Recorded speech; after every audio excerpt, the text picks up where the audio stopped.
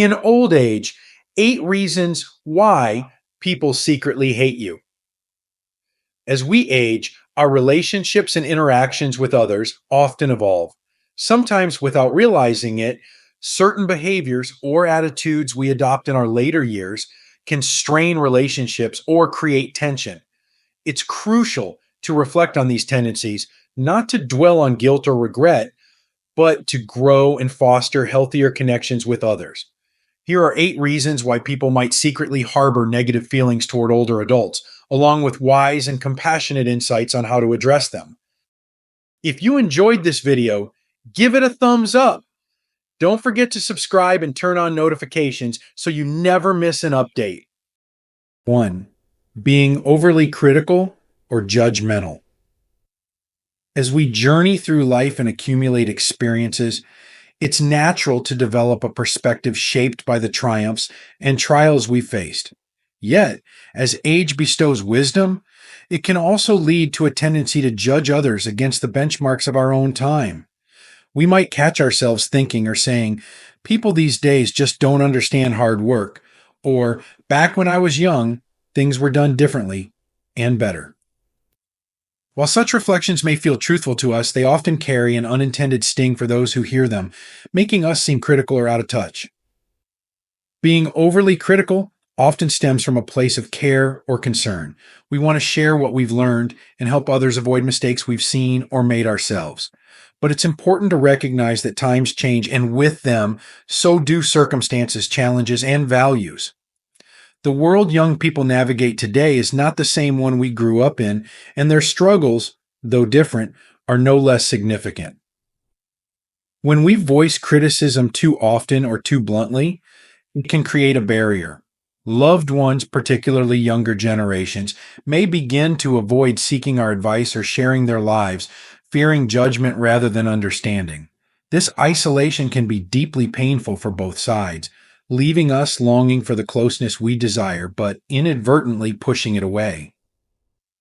Instead of allowing judgment to dominate our interactions, we can choose to shift our perspective. What if, instead of critiquing, we sought to understand? For instance, rather than saying, "Why do you waste so much time on that phone?" we might ask, "What do you enjoy doing on your phone?" Such questions open doors to connection, showing genuine interest and respect for others' choices.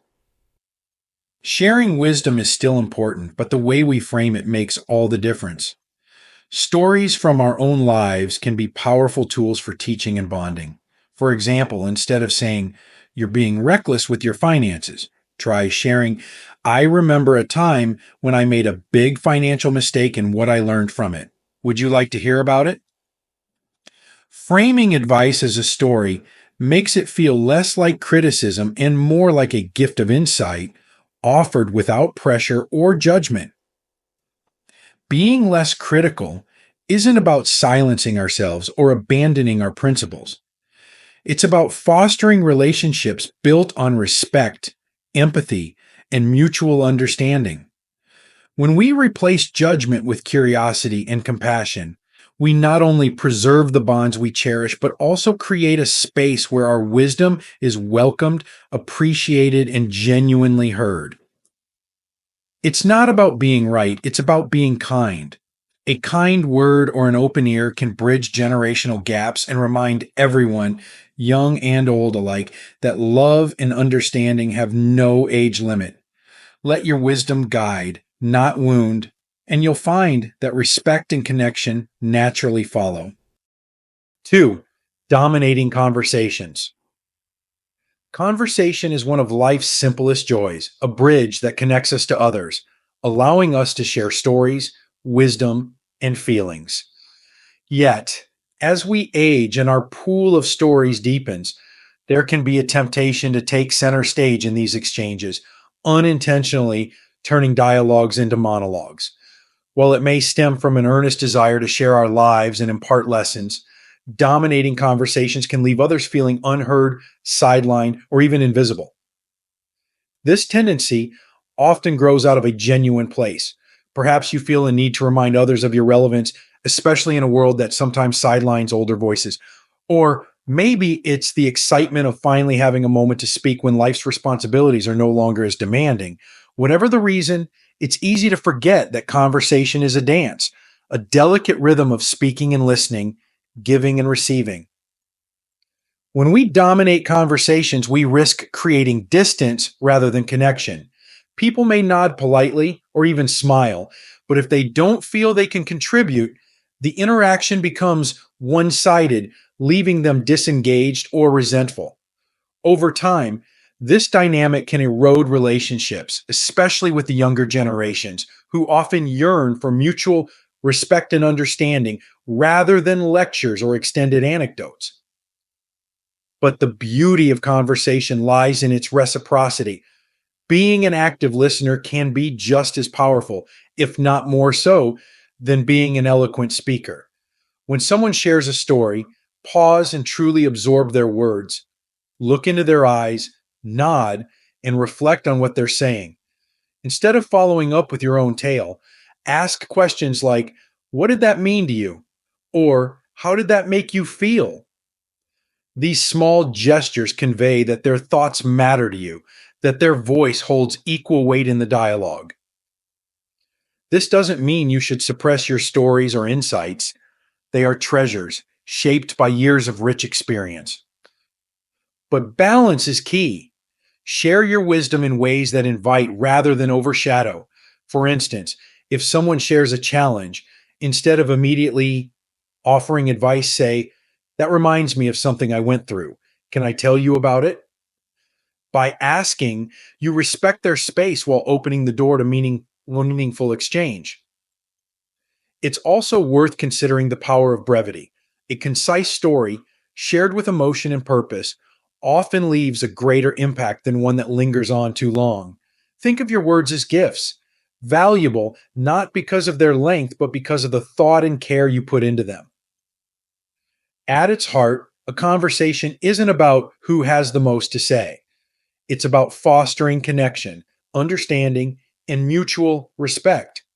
By ensuring others feel seen and heard, you not only deepen your relationships, but also enrich your own experience of communication. People will remember the way you made them feel, valued, respected, and loved, far more than they'll remember the specific details of a story.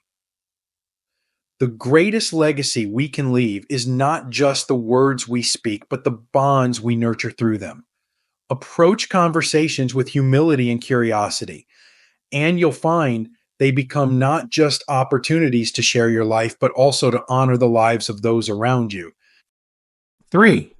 Holding on to grudges. The journey of life is often marked by moments of joy and pain, triumphs and betrayals. Over the years, certain hurts may linger longer than others. Unspoken apologies, misunderstandings, or injustices that have taken root in the heart. Holding on to these grudges can feel at times like a way of protecting ourselves, a shield against being hurt again. But in reality, this emotional weight doesn't protect us. It isolates us, casting a shadow over relationships and robbing us of the peace and joy we deserve. Grudges often grow from a place of unmet expectations or deep disappointment. Perhaps it was a friend who betrayed your trust, a family member who didn't step up when you needed them, or a misunderstanding that spiraled out of control. The pain is real and valid, but carrying it forward can quietly build walls, shutting out the very people we wish to be close to. The truth is, holding on to grudges rarely harms the person who wronged us. It only harms ourselves. It's like clutching a hot coal, hoping the other person will feel the burn. Instead, it's our own hands that blister and ache. Over time, these grudges can seep into our interactions, creating tension and resentment that might not even match the original offense. Forgiveness, then, is not about excusing someone's behavior or pretending the hurt didn't happen. It's about releasing ourselves from the grip of anger and bitterness. It's a gift we give to our own hearts, a way to unburden our souls and reclaim our emotional well-being. Forgiveness doesn't mean you have to reconcile or forget. It means you choose to let go for your own peace. This act of letting go can be incredibly liberating. It opens the door to healing, allowing relationships to mend, or at the very least, for you to find closure. Imagine sitting across from someone you've harbored resentment toward and feeling no more anger, only a quiet acceptance of the past. This doesn't mean the pain didn't matter. It means it no longer controls you. Sometimes forgiveness begins with a small step, a willingness to see the situation from the other person's perspective. What might they have been going through? Could their actions have stemmed from their own fears or struggles? This doesn't justify their behavior, but it can soften the sharp edges of our anger and create room for compassion. It's also important to forgive ourselves. As we reflect on life, we may carry regrets about choices we made or ways we hurt others. Acknowledge those moments, make amends where you can, and then allow yourself the grace to move forward. Self-forgiveness is as vital as forgiving others. It's a way of affirming that we too deserve peace and redemption. Letting go of grudges doesn't just transform relationships, it transforms us. It lightens the heart, clears the mind, and makes space for love and connection. By choosing forgiveness, we set an example for younger generations, showing them the strength it takes to let go and the beauty that comes from making peace with the past. In the autumn of life, the greatest gift we can give ourselves and those around us is freedom from the chains of resentment. Life is too fleeting, too precious to spend carrying the weight of old wounds. When we choose to forgive, we step into a place of grace, allowing love and understanding to flourish once more. 4. Refusing to adapt to change. Change is an inevitable part of life. It sweeps through every generation, altering the way we live, work, and connect. For those who have witnessed decades of transformation, the pace of change in the modern world can feel overwhelming, even unsettling. It's natural to long for the familiarity of the past, where routines felt solid and traditions gave life a comforting rhythm. Yet, clinging too tightly to what was can make it difficult to engage fully with what is, creating a divide between us and the people around us. Refusing to adapt to change often stems from a sense of loss. Technology, societal shifts, and evolving norms can feel like they've eroded the values or practices we once held dear. The smartphones, social media, or new forms of communication that younger generations embrace may seem foreign or unnecessary. Statements like, "I don't see why anyone needs all this technology," or "things were simpler and better in my day," often reflect not just resistance to change, but also a quiet mourning for the world we once knew. However, refusing to engage with change can lead to isolation as the gap between generations widens. Loved ones may stop explaining new trends or sharing aspects of their lives if they feel they'll be met with dismissiveness or judgment. Over time, this can erode relationships, leaving both sides feeling misunderstood and disconnected. But there's a beauty in change when we choose to embrace it. It's an opportunity to remain curious, to continue growing, and to build bridges across generations.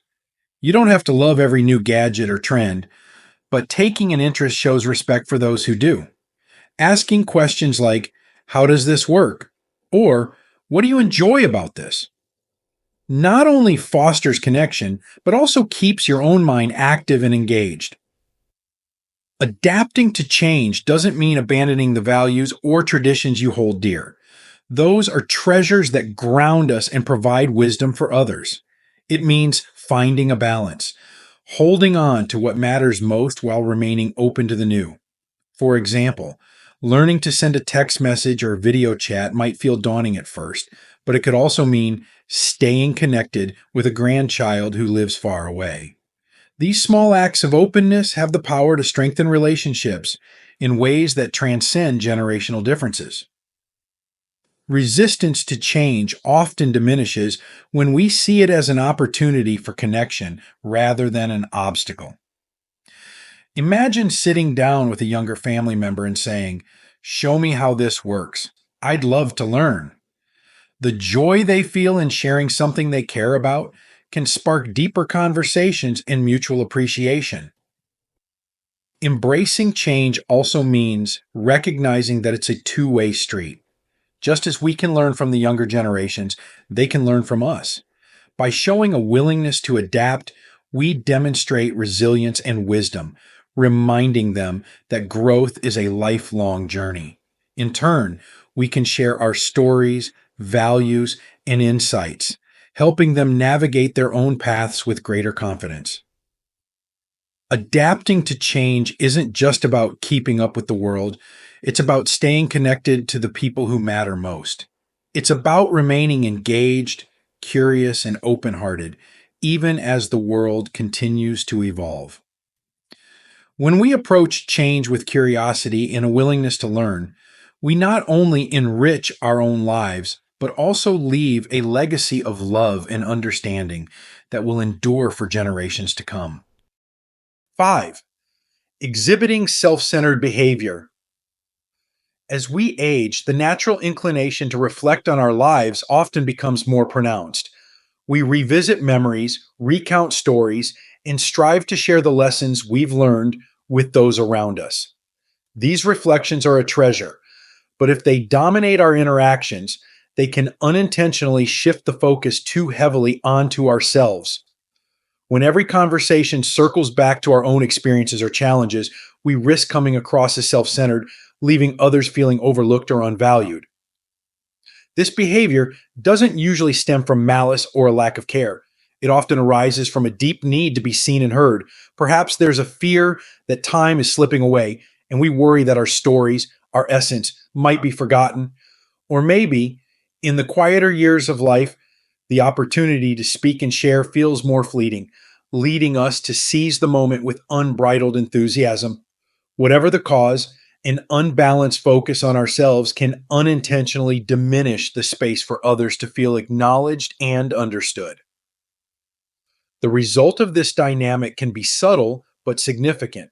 Family members and friends might begin to withdraw emotionally, feeling that their own experiences and perspectives are overshadowed. They might hesitate to share their joys or struggles, worried they won't receive the same attention or empathy. Over time, this can create a distance that neither party intended or desires. True connection, however, is built on reciprocity, the give and take that allows both people to feel valued. When we shift our focus outward, we create a space where relationships can deepen and flourish. Asking questions, listening attentively, and showing genuine interest in others' lives are simple yet powerful acts of love. A question as heartfelt as, "What's been on your mind lately?" can open the door to meaningful dialogue, reminding those around us that their stories matter too. This doesn't mean we should silence ourselves or diminish the importance of our own experiences. Sharing is vital. It's how we leave a legacy, inspire others, and foster understanding across generations. But it's the balance that matters. A well timed pause, a thoughtful question, or a sincere expression of curiosity can transform a one sided exchange into a shared moment of connection. There's also great joy in discovering the lives of those we care about. Younger generations, in particular, crave recognition and validation from their elders.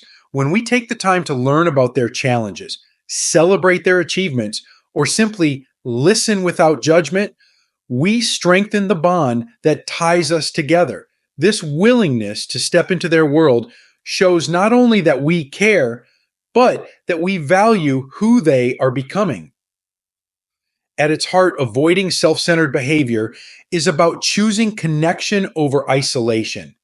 It's about recognizing that our relationships are not just about the stories we share, but also about the space we create for others to share theirs. By practicing empathy and fostering curiosity, We enrich not only the lives of those around us, but also our own. The act of truly seeing and hearing others reminds us of the beauty of connection, the value of relationships, and the enduring power of love. 6. Being unyielding in opinions. A lifetime of experience shapes strong beliefs, principles forged through trials, successes, and the wisdom that only comes from years of living. These opinions often feel like anchors in a world that seems to shift endlessly around us. However, when held too rigidly, these anchors can tether us to isolation, especially if they leave no room for others' perspectives or ideas. Unyielding opinions, no matter how well founded, can create walls rather than bridges, particularly in an age where diversity of thought and experience is celebrated. The need to hold firmly to certain beliefs often comes from a place of pride or protection, a deep conviction that these views have been tested by time and therefore carry undeniable truth. Yet, insisting that this is just how it is can unintentionally stifle dialogue and alienate others, especially younger generations eager to express their own ideas and ways of seeing the world. They may feel dismissed or invalidated, believing that their voices carry little weight in the face of unwavering certainty. Openness, however, is not about abandoning one's values. It's about creating space for empathy and growth. By listening, truly listening to others, we show respect for their experiences and invite them into a meaningful exchange of ideas. A phrase as simple as, "I hadn't thought of it that way. Tell me more," signals curiosity and humility, qualities that deepen relationships and foster mutual understanding. Being open to new perspectives also has a profound effect on our own growth. It reminds us that learning is a lifelong journey and that adapting to new ways of thinking doesn't diminish the wisdom we've gained. It enhances it. When we allow others to challenge our views, we remain engaged with the world, showing not just intellectual flexibility, but also a willingness to connect on a human level. The most powerful opinions are not those spoken with the loudest voice, but those shared with compassion and an openness to dialogue. It's not about proving others wrong, but about fostering understanding, showing that respect and curiosity are timeless virtues. By softening the edges of unyielding opinions, we not only strengthen our relationships, but also leave a legacy of wisdom tempered with kindness. 7. Neglecting personal appearance. As we grow older, the routines of grooming and personal appearance that once felt natural may begin to feel less essential. Comfort and practicality often take precedence, and the effort required to maintain appearance might feel unnecessary. Yet, how we present ourselves can have a profound impact, not only on how others perceive us, but also on how we feel about ourselves. Neglecting personal appearance is not about vanity or conforming to others' expectations. It's about self-respect and the message we send to the world about our own worth. When we allow ourselves to slip into a pattern of neglect, it can unintentionally convey a lack of care, both for ourselves and for the relationships we hold dear. Loved ones may perceive this as a sign of disengagement, and it can create an unspoken barrier in social interactions. Maintaining appearance doesn't require extravagant effort. Simple acts like combing your hair, wearing clean and presentable clothing, or adding a touch of polish to your look can uplift your spirit and signal to those around you that you value their presence. It's a quiet but powerful way of saying, "I care about this moment and I care about myself." The impact of these small gestures extends far beyond appearance. Taking pride in how we present ourselves fosters confidence, energy, and positivity. It reminds us that aging doesn't diminish our value or our ability to engage with the world. On the contrary, it reflects a resilience and vitality that inspire those around us. Maintaining personal appearance also holds the potential to create moments of joy and connection. A compliment on a well-chosen outfit or a shared smile over a neatly styled hairdo becomes a thread in the fabric of human interaction. These small exchanges remind us of the importance of presence, both in how we see ourselves and how others see us. In the end, caring for your appearance isn't just about looking good, it's about feeling good. It's a way of honoring the life you've lived, the relationships you cherish, and the days still ahead. By showing up for yourself, you show up for the people who love you, strengthening bonds and reminding everyone that age is not a limitation but a testament to your enduring spirit. 8. Focusing too much on negativity. As the years go by, the weight of life's challenges can sometimes overshadow its joys. Health struggles, the loss of loved ones, and societal changes can all contribute to a sense of disillusionment or frustration. It's easy to fall into a pattern of focusing on what's wrong with the world, with others, or with ourselves. While these feelings are natural and valid, dwelling on negativity can create an emotional distance between us and those we care about. Conversations that revolve around complaints or grievances, no matter how justified, can become draining for others, especially when they're seeking connection and support. Negativity often arises from unmet needs or fears, perhaps a fear of being left behind in a fast-changing world or frustration with circumstances beyond our control.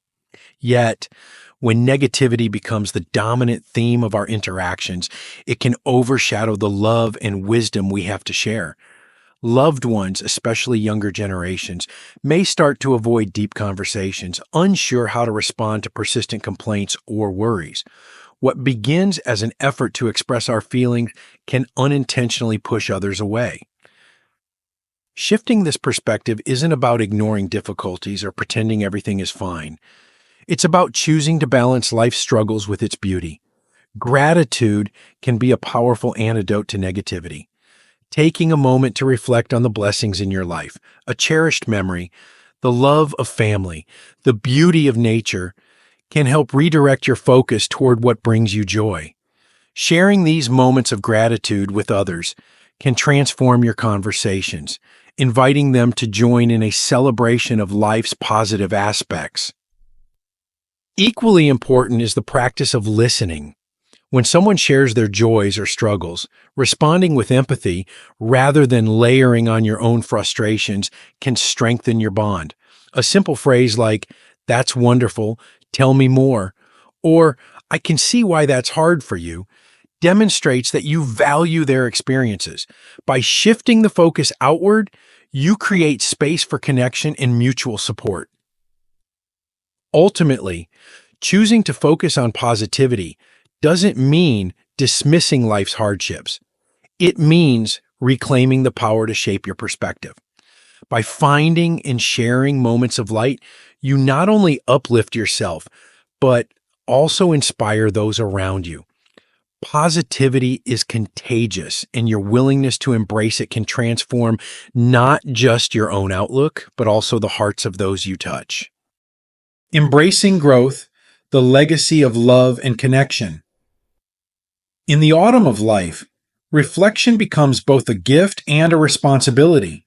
Each year, lived is a chapter filled with lessons, triumphs, and trials, and the wisdom gained from these experiences is invaluable. But wisdom is most powerful when it is tempered with humility, shared with kindness, and received with an open heart. Understanding the behaviors that may create distance in relationships isn't about fostering guilt or self-reproach. It's about fostering self-awareness and growth, recognizing that the capacity for connection and change remains with us at every stage of life, whether it's softening judgment, engaging in balanced conversations, letting go of grudges, embracing change, showing interest in others, maintaining dignity in appearance, or choosing gratitude over negativity. Each step we take towards self-improvement strengthens the bonds we hold dear. The legacy we leave is not just in the stories we tell, but in the love and understanding we share. By choosing to nurture relationships with empathy, respect, and positivity, we ensure that the wisdom of our years becomes a beacon for those who follow. The mark of a truly fulfilled life is not measured in years, but in the depth of the connections we cultivate and the warmth we leave in the hearts of others. Life, at any age, is a journey of growth. As long as we remain open to learning, loving, and adapting, we continue to be vibrant contributors to the world around us. In doing so, we not only enrich our own lives, but also inspire those we touch to live with greater compassion and joy. This is the true essence of a life well lived, a legacy of love that transcends time. These lessons are meant to inspire you to live fully and authentically. Now, I'd love to hear from you. Take a moment to reflect and share one thing you've learned and plan to apply in your own life. Let's support each other on this journey toward embracing these truths. If you enjoyed this video, please leave a comment with 1. If not, feel free to comment with 0.